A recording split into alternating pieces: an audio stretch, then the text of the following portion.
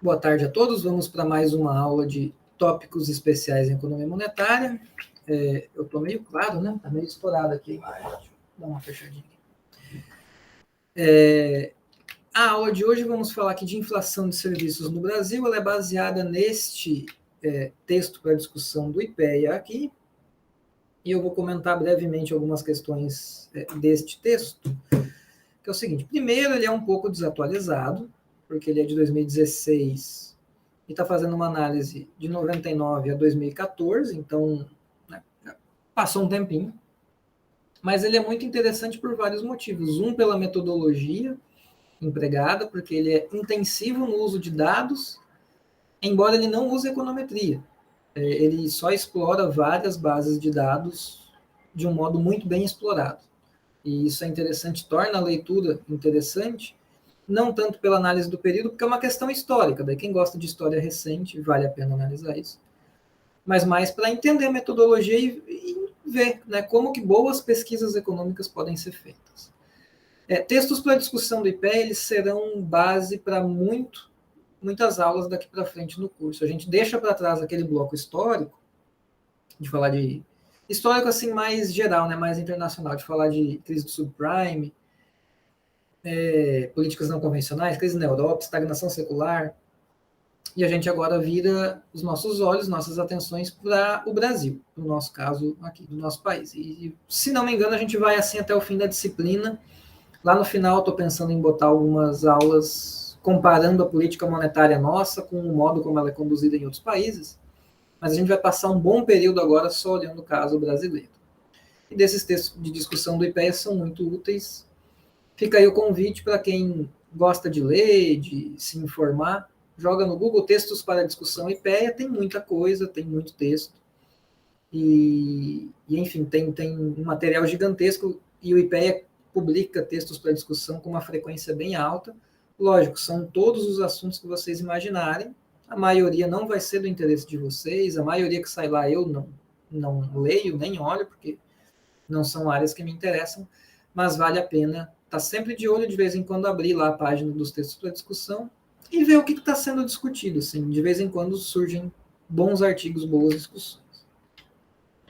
Bom, o que eles analisam aqui? Eles analisam esse fenômeno da inflação de serviços no Brasil, para esse período 99 a 2014, que foi um período, na verdade, teria que pegar ali 2002, 2003, até uns 2012, 2013, um período em que o Brasil crescia muito. E esse crescimento alto, bom, a gente era um outro país naquela época, mais otimismo, distribuição de renda, crescia bastante.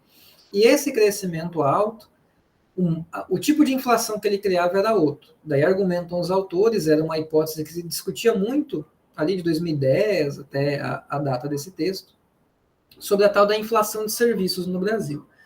Inflação de serviços é um fenômeno que aconteceu em vários países conforme eles foram se desenvolvendo. Então, Estados Unidos, países da Europa, Japão, Austrália, Canadá, Nova Zelândia, Coreia do Sul, todos esses no final na segunda metade do século XX, eles passaram por isso conforme a renda per capita crescia, o país se desenvolvia, eles tiveram inflação de serviços. E já já a gente vê algumas explicações teóricas para isso. Bom, os autores, para analisar essa questão no Brasil, eles vão analisar componentes do IPCA, que eu vou abrir para vocês e mostrar como destrinchar bem o IPCA, a pesquisa anual de serviços, a PNAD e a RAIS, que eu vou também abrir com vocês e mostrar como é. Um pouquinho de teoria só, né? Por que teria essa tal dessa inflação de serviços conforme os países crescem, conforme a renda per capita aumenta? Um primeiro motivo seria que alguns serviços, notadamente serviços de saúde, educação superior, sei lá, fazer pilates, alguma luta, esses tipos de serviço que a pessoa só faz quando tem dinheiro sobrando. Né? Então, esses tipos de serviços eles são bem superiores. Quando cresce a renda, o crescimento da demanda por esses serviços é mais do que proporcional. Então, se a sua renda cresce 10%, você vai demandar 15% a mais desses serviços. Então, esses serviços têm uma característica de bem superior, e por isso, conforme a renda per capita do país vai aumentando, conforme o país se desenvolve, a demanda por esses serviços aumenta mais do que proporcionalmente o aumento na renda, e por isso um aumento na demanda tende a aumentar os preços, aumento de preços, inflação. Um outro motivo é uma questão relacionada a custos. Os pressupostos aqui são o seguinte: um é que o setor dinâmico da economia é o setor industrial, é o setor que apresenta os maiores ganhos de produtividade, e os salários de todos os demais setores seguem os salários da indústria. Então, a indústria é um setor dinâmico, produtivo, os salários lá crescem acompanhando essa produtividade, e os demais salários crescem acompanhando o salário da indústria. Isso do lado da indústria. Do lado do serviço, você tem serviços. A maioria deles eles são pouco intensivos em capital e muito intensivos em um trabalho que é substituível. O que é isso? É um trabalho que não tem como substituir por alguma máquina, por algum tipo de capital, e por conta disso, os ganhos de produtividade são mais baixos, são menos possíveis. A junção disso, salários que acompanham o salário do setor industrial, que tem ganhos de produtividade altos, dentro do setor de serviços que tem pouco crescimento da produtividade, é só um aumento de custos. São salários crescendo acompanhando um outro setor, sendo que nos serviços a produtividade cresce pouco. Então, por conta disso, é um aumento nos custos dos serviços, aumento de custos é repassado para os preços, aumento de preços, inflação. E, por fim, a mudança estrutural na indústria, que inovações em processos produtivos industriais aumenta a demanda por serviços especializados, como serviços de TI, de informática, usar algum software, alguma robotização ou algo do tipo, aumento na demanda, aumento nos preços, inflação. Então, são algumas teorias aí que os autores revisam no texto. Bom, eles vão tentar captar, então, esse fenômeno da inflação de serviços no IPCA. Aqui eu trago uma publicação do Banco Central, uma publicação de 2016, que era uma série de publicações, na verdade, isso está até difícil de achar no site do Banco Central hoje, são os PDFs, se chama Série Perguntas Frequentes. São perguntas, são temas bem interessantes, e um deles é sobre índices de preço, e aqui eles comparam índices de preços, os mais diversos. Então, o IBGE faz vários, a FGV calcula vários outros. Essa publicação, se eu lembrar, eu coloco no sistema para vocês também. E, então, por exemplo, no IBGE, né, eles calculam o IPCA e o NPC. Há uma diferença entre esses dois, porque o IPCA ele calcula para uma faixa de renda maior, de 1 a 40, o INPC é mais estreito, para quem ganha de 1 a 5 salários mínimos. Tem diferenças nas áreas de abrangência também. Esses dados aqui estão desatualizados. Tá? O mais atualizado hoje é o seguinte: o IPCA hoje ele ganhou mais cidades dentro dele. Na época do texto, tinha menos regiões metropolitanas. Então, hoje o IPCA, o IBGE monitora preços de bens e serviços nas regiões metropolitanas de Belém, Fortaleza, Recife, Salvador, Belo Horizonte, Vitória, Rio, São Paulo, Curitiba, Porto Alegre, e daí a cidade sozinha, sem região metropolitana, do Distrito Federal, Goiânia, Campo Grande, Rio Branco, São Luís e Aracaju. Meu estado, Mato Grosso, está sem representação aqui. Cuiabá ficou de fora. Como que o IPCA é calculado? Então, de onde o IBGE tira os dados e as informações? A base do IPCA é uma pesquisa chamada POF, que é a pesquisa de orçamentos familiares, que é uma pesquisa amostral que o IBGE faz a cada 6 anos. Então, o IBGE ele vai até a casa das pessoas, selecionadas aleatoriamente, é uma amostra. Se vocês procurarem na parte do site lá no IBGE, na parte do IPCA, se procurar bem, dá para achar o questionário, aliás, na parte da POF, perdão, não do IPCA.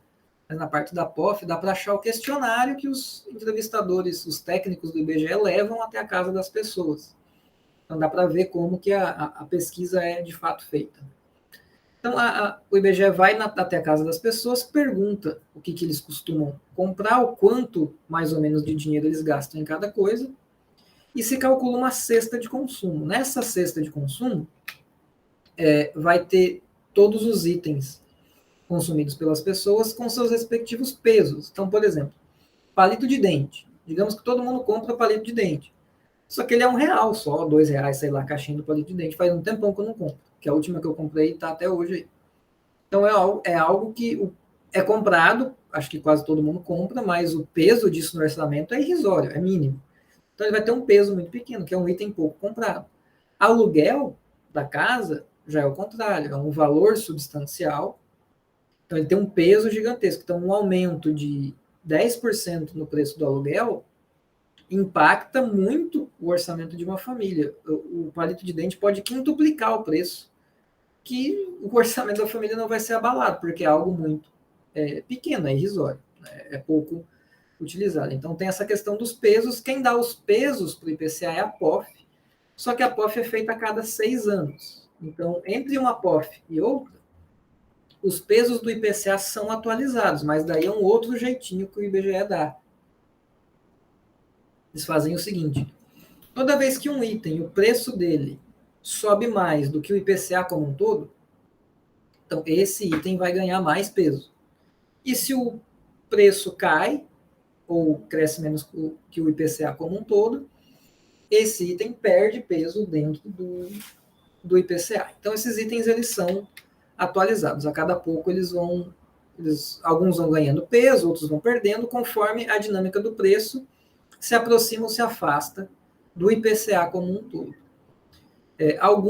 E daí quando vem uma nova POF, daí é limpada, entre aspas, né, e daí é atualizado, de fato, todos os pesos do IPCA e a cesta de consumo.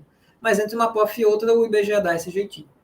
Daí subitens com peso abaixo de 0,7, digamos que ele começou um item qualquer, sei lá, um cortador de unha, que está aqui do lado. Tinha peso de 1% no orçamento das pessoas, só que ele foi sistematicamente crescendo menos do que o IPCA, o preço dele, né?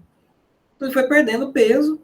Quando ele perde peso abaixo de 0,07, ele sai do IPCA. O IBGE continua monitorando o preço desses itens nas regiões metropolitanas que eu acabei de falar. Mas esse item deixa de influenciar no IPCA.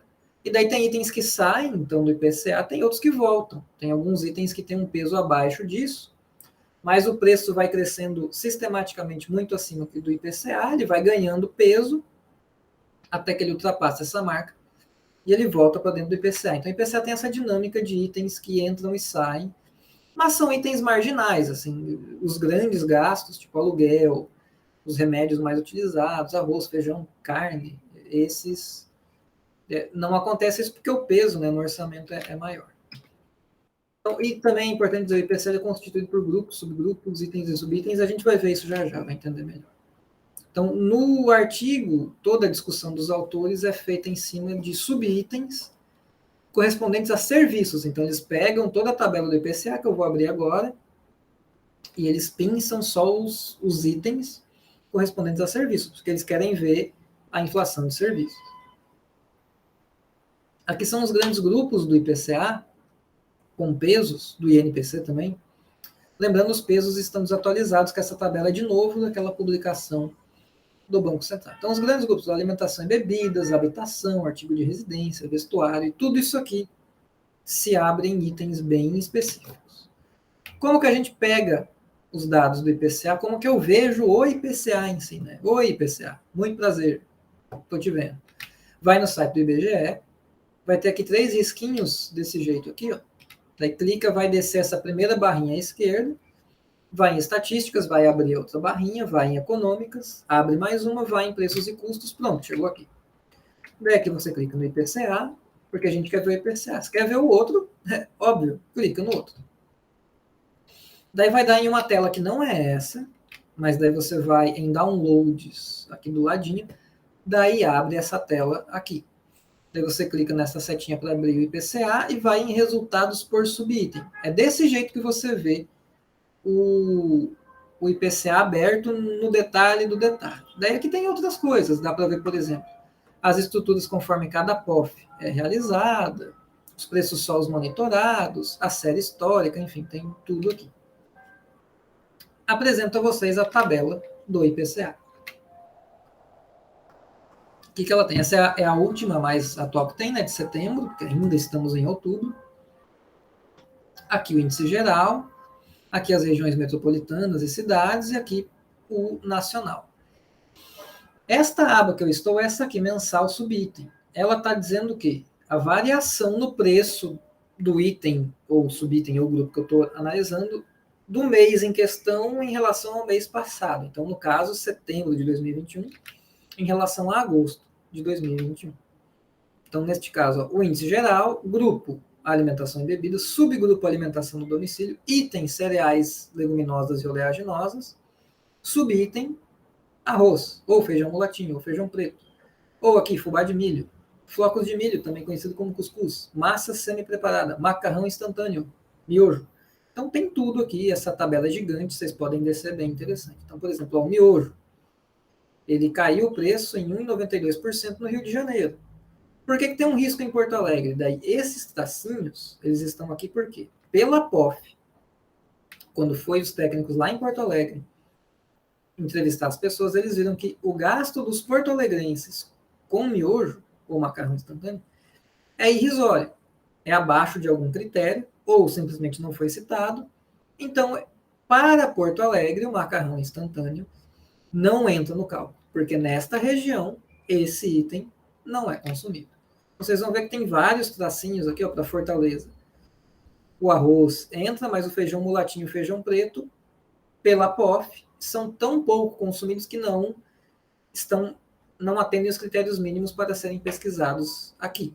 E assim vai. Fazendo alguns macetes aqui para a gente analisar melhor essa tabela. Vou excluir essa linha branca aqui, para poder aplicar um filtro. Desculpa para quem manja de Excel, isso aqui vai ser uma explicação bem idiota. Para quem não sabe, vai ser útil. Então, exclui essa linha, escreve item aqui, para ter, tem que ter um cabeçalho, né? Daí na parte de cima, vai aqui em classificar, filtrar, filtro, vai botar um filtro aqui em tudo.